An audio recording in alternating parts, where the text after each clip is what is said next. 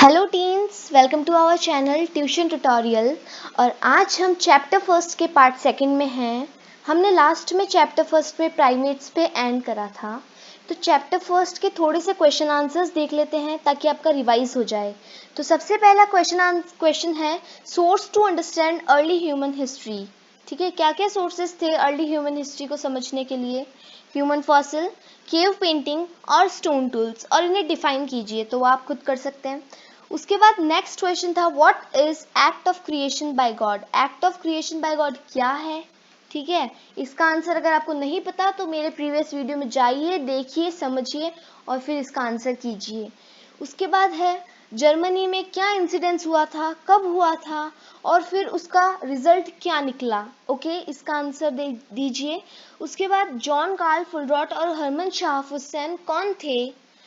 Next question है 24 नवंबर 1859 को Charles Darwin की जो बुक आई थी on the origin of species, उसमें क्या लिखा हुआ था, क्या जिक्र था किस चीज़ का? उसके बाद प्राइमेट्स क्या होते हैं और उनके फीचर्स क्या होते हैं? अगर आप इन सब के आंसर्स देते हैं तो आपने बहुत ही अच्छे से कवर कर लिया है और हम सेकंड पार्ट में अब चल सकते हैं। ठीक है, अब चलिए पढ़ते हैं होमिनॉइड्स और होमिनिड्स क्या होते हैं। सबसे पहले होमिनॉइड्स आए थे, उसके कुछ समय बाद होमिनिड्स आए थे। तो होमिनॉइड्स कब आए थे? देखो, अबाउट 24 मिलियन ईयर्स अगो क्या आए थे? होमिनॉइड्स आए थे। ठीक है, और उसके बाद क्या आए थे? होमिनिड्स आ गए थे। अब होमिनिड्स क्या थे? सब ग्रुप अमंगस्ट प्राइमेट्स, प्राइमेट्स का ये सब ग्रुप थे होमिनॉइड्स। अब देखो होमिनॉइड्स और होमिनिड्स में कुछ डिफरेंसेस देख लेते हैं। ये देखो, ये यहाँ पे डिफरेंसेस लिखे हुए हैं, तो चलो मैं आपको डिफरेंसेस बता देती हूँ। देखो, अगर आपको नोटबुक में लिखना है तो इनके ब्रैकेट बना लो। ठीक है, लेफ्ट में है होमिनॉइड्स और राइट में है होमिनिड्स।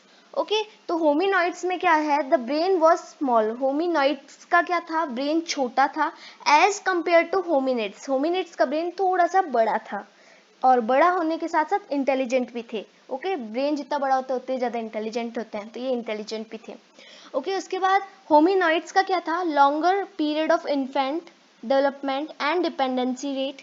अब होमिनॉइड्स के लॉन्गर पीरियड था इन्फेंट डेवलपमेंट रेट का, और यही होमिनिड्स का ना छोटा पीरियड था। ठीक है, इन्फेंट डेवलपमेंट का। और अब होमिनॉइड्स के पास टेल नहीं हुआ करती थी, होमिनिड्स के पास भी टेल तो नहीं हुआ करती थी, लेकिन वो अपने दो पैरों पे खड़े होना सीख गए थे। अब hominoids use to walk on 4 legs। अब होमिनॉइड्स तो 4 पैरों पे चलते थे, होमिनिड्स क्या करते थे उसकी जगह पे? उन्होंने वेपन्स का यूज करना सीख लिया था। मतलब वो दो पैरों पे चलते थे ना, तो वो हाथों का क्या करें, तो उन्होंने हाथों से अपने वेपन्स को यूज करना सीख लिया था। ठीक है, आया समझ होमिनॉइड्स और होमिनिड्स का? अब इनके फॉसिल्स भी मिलते हैं ईस्ट अफ्रीका में और एशिया के अंदर। इन दोनों के फॉसिल्स भी अवेलेबल हैं, मिले थे तभी हमें जानते हैं ना हम इनको। अब देखो, ये एक छोटी सी एक्टिविटी है, the evolution of the hand. अब हैंड का इवोल्यूशन कैसे हुआ? तो जो फर्स्ट हैंड अपने को दिख रहा है वो है चिंपैंजी का, सेकेंड हैंड है ह्यूमन हैंड, थर्ड हैंड है होमिनिड का। ओके, तो अपने को फर्स्ट और सेकंड हैंड में डिफरेंस बताना है। इट मीन्स चिंपैंजी के और ह्यूमन हैंड के। तो क्या डिफरेंस है? सबसे पहले तो यही है कि ये चिंपैंजी का थोड़ा सा बड़ा हाथ है और ह्यूमंस का छोटा है। सेकंड डिफरेंस ये है कि इनकी बॉडी पे हेयर है चिंपैंजी की, और ह्यूमंस की बॉडी पे हेयर नहीं है। और थर्ड डिफरेंस ये है कि जो चिंपैंजी की जो उंगली है वो चिपकी हुई है, उंगलियां एक साथ स्किन के थ्रू, और लेकिन ह्यूमंस की अलग अलग है। तो ये 3 डिफरेंसेस हैं, और भी बहुत सारे डिफरेंसेस आप खुद ढूंढ सकते हैं बस। ठीक है, hominids belong to a family known as hominid. अब होमिनिड्स एक फैमिली से बिलोंग करते हैं जिसको कहते हैं होमिनिड। ओके, अब देखिए, hominids are further subdivided into branches. अब होमिनिड्स सब डिवाइडेड होते हैं, ब्रांचेस के अंदर भी डिवाइड होते हैं ब्रांचेस। अब देखो, ब्रांचेस को ना एक वर्ड और कहा जाता है, जीनस। ओके, अब ये जीनस क्या होता है? ब्रांचेस को कहा जाता है। ठीक है, अब अगर आपके से क्वेश्चन पूछे कि hominids what are the hominids branches, ठीक है, होमिनिड्स कौन से ब्रांचेस में डिवाइड हुए हैं, ये क्वेश्चन अगर आपसे पूछ ले तो ब्रांचेस और जीनस में कंफ्यूज मत होना, क्योंकि ब्रांचेस और जीनस एक ही होता है।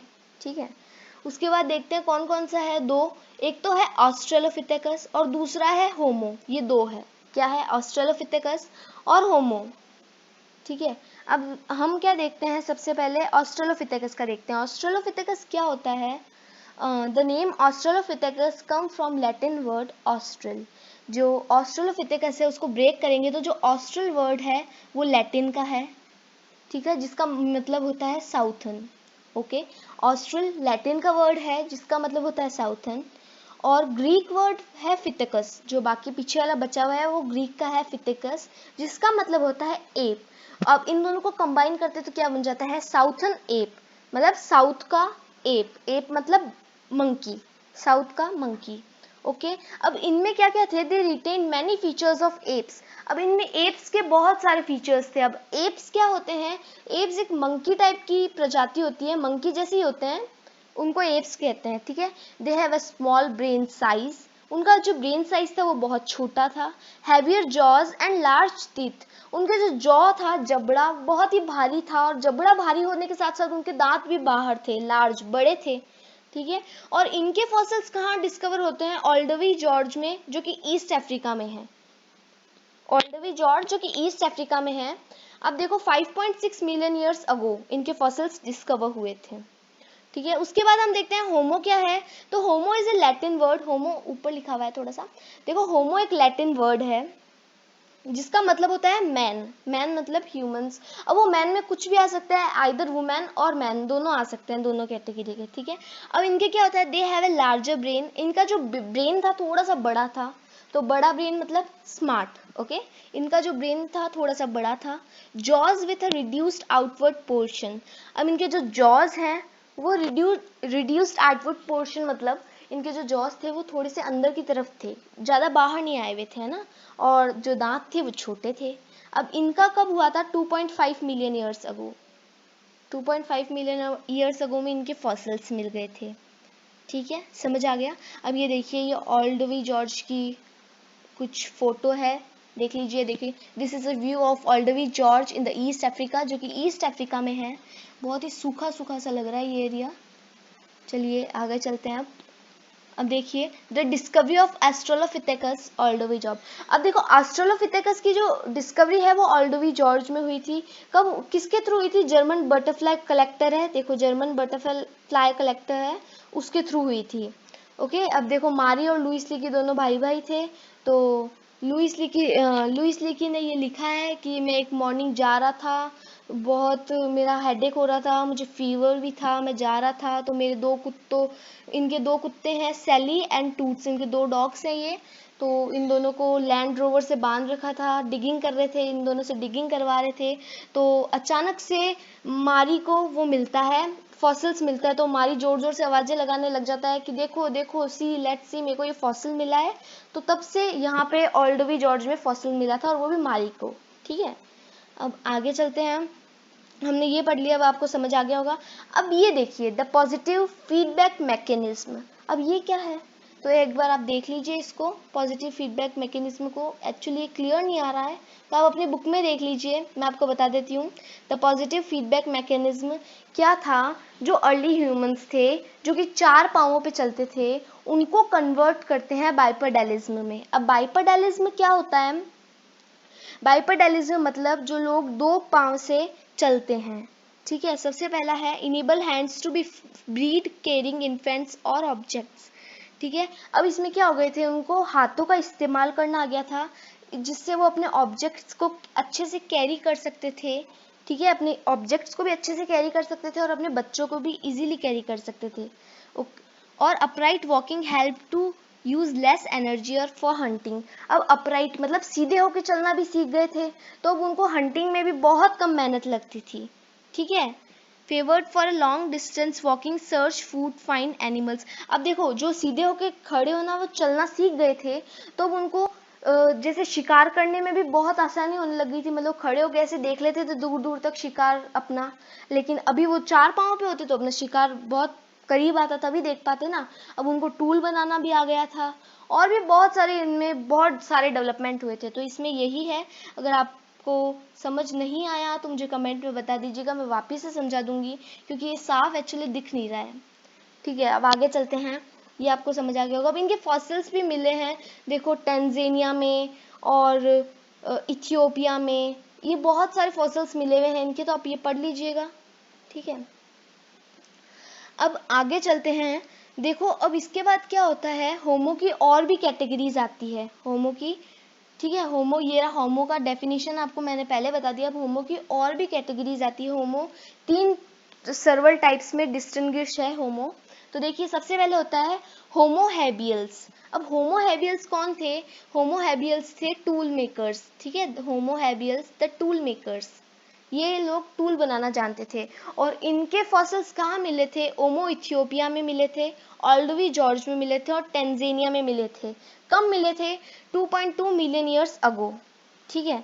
उसके बाद आते हैं होमो इरेक्टस। होमो इरेक्टस कौन लोग थे? जो कि सीधे होकर चलते थे, एकदम सीधे सीधे चलते थे, ठीक है। इनके फॉसिल्स कहाँ पे मिले? अफ्रीका और एशिया में, अफ्रीका और एशिया में मिले। कब मिले? 1.8 मिलियन ईयर्स अगो। उसके बाद थर्ड है होमो सेपियंस। वो क्या थे? प्रोग्नोस्टिक थे वो।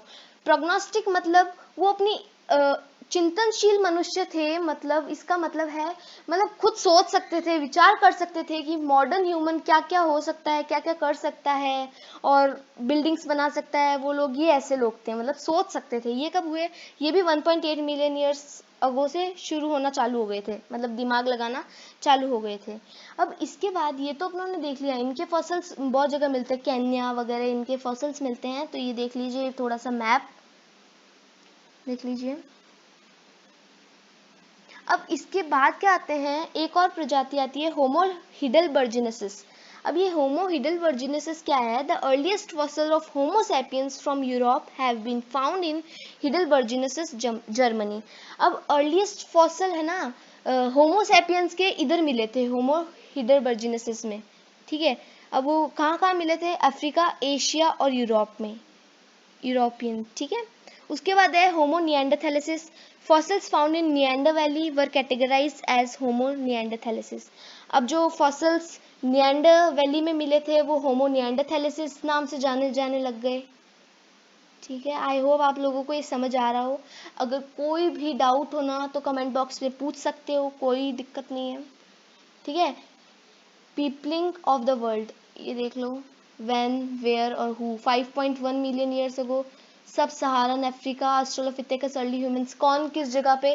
देखो व्हेन मतलब किस समय, वेयर मतलब कहाँ पे, और कौन डेवलप हो रहा था, ये सब ये देख लेना आप लोग, ठीक है। उसके बाद ये एक्टिविटी देख लेना कुछ, अगर आप लोग करो तो, स्कूल में कराए तो, ठीक है। The story of human evolution modern human beings. तो अब ये हम अपने नेक्स्ट पार्ट में पढ़ेंगे, तो स्टे ट्यून्ड। प्लीज़ मेरे चैनल को लाइक शेयर सब्सक्राइब कर दीजिए अगर आप लोगों को वीडियो अच्छे लग रहे हैं और समझ आ रहे हैं तो। Thank you.